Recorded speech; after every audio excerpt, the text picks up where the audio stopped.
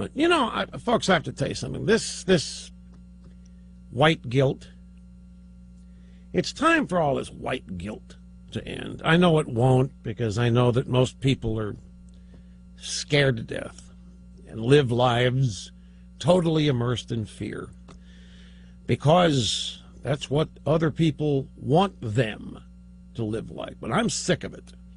White guilt is doing nothing for anybody, and white guilt is not solving anything.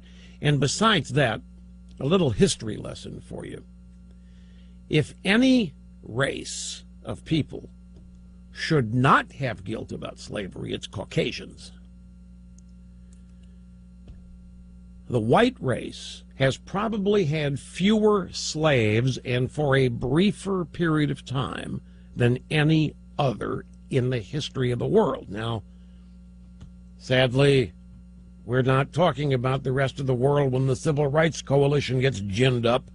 They're talking about America and slavery. And that can't be denied. It happened. But compared to the kind of slavery that still exists in the rest of the world and has existed, by no means was it anywhere near the worst. I mean, the Chinese, the Arabs, black Africans, in fact. I mean, forget about it.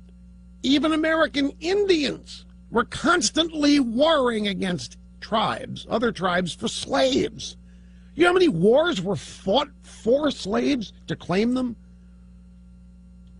My gosh, folks, the ancient Israelites were all slaves. The Exodus, the war, everything. There have been so many wars fought over this. Ancient Rome went to war to win more slaves. I mean, we're pikers compared to the rest of humanity throughout human history. Even American Indians. I know the image is that they were the embodiment of perfection. They were just cool and fine until we arrived, and then it was all over for them. But even they were constantly warring against other tribes for slaves. It was their primary reason for going to war. But despite all that, no other race has ever fought a war for the purpose of ending slavery, which we did. Nearly 600,000 people killed in the Civil War. It's preposterous that Caucasians are blamed for slavery when they've done more to end it than any other race, and within the bounds of the Constitution to boot. And yet white guilt is still one of the dominating factors in American politics.